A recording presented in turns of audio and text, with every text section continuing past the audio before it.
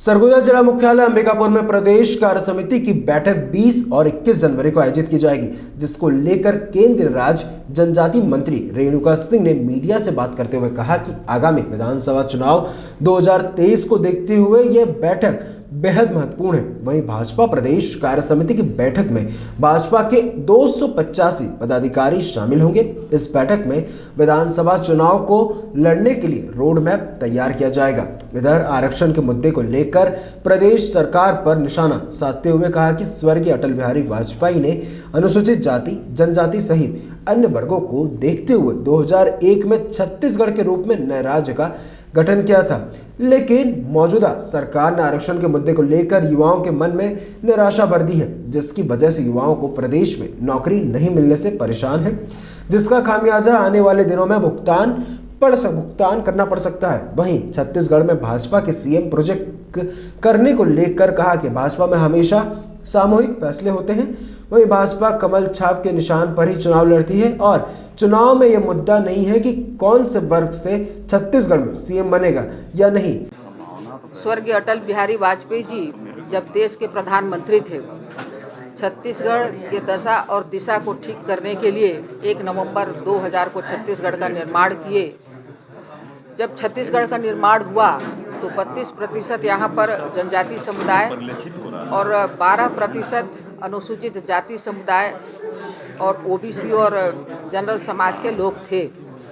तो जातियों के अनुपात के आधार पर भारतीय जनता पार्टी की सरकार ने 2012 में 32% और 12% जनजाति, अनुसूचित जनजाति और अनुसूचित जाति को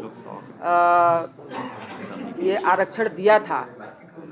2018 में जैसे ही कांग्रेस की सरकार आई, इन लोगों ने उस आरक्षण को ख़त्म कर दिया और आरक्षण खत्म होने से जो अनुसूचित जनजाति और अनुसूचित जाति वर्ग के लोग हैं, इनको एक बहुत बड़ा नुकसान हुआ है। इसलिए नुकसान हुआ है कि अभी इस प्रदेश में आरक्षण 0 हो गया है, क्योंकि ये मामला हाई कोर्ट में और सुप्रीम कोर्ट में पेंडिंग है। और जब तक सुप्रीम कोर्ट से ये फैसला नहीं आएगा, तब तक यहाँ पर एक प्रकार से भर्ती बंद हो गई है और प्रमोशन भी रुका हुआ है, एडमिशन भी रुका हुआ है। तो ये जो प्रदेश सरकार है, ये आरक्षण के नाम पे लोगों का एक बहुत बड़ा नुकसान कर रही है। युवाओं के साथ एक अच्छा मजाक किया है। भारतीय जनता पार्टी में हमेशा सामूहिक फैसले होते हैं।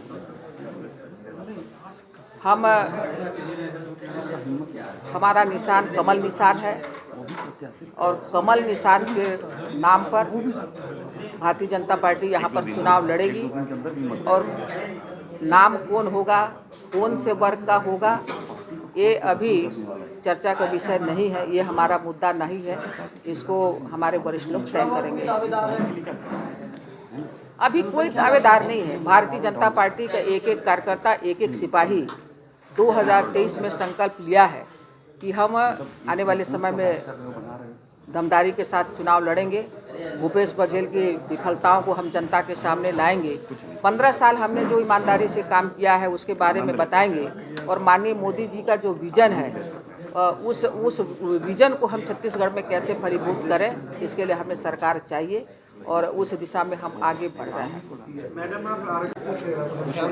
ये हम सरगुजा भारतीय जनता पार्टी के लिए बहुत बड़ा सौभाग्य है कि राष्ट्रीय नेतृत्व ने, प्रदेश नेतृत्व ने अंबिकापुर को प्रदेश कार्य समिति करने का सौभाग्य दिया है।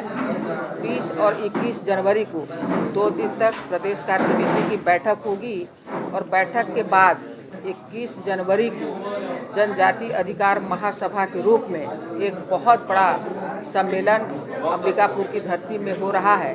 और इस प्रदेश कार्य समिति के माध्यम से हम 2023 में जो विधानसभा चुनाव होने वाला है उसका रोड मैप बनाएंगे और यहीं से छत्तीसगढ़ को जीतने की आगाज भी प्रारंभ होगी। Bureau report.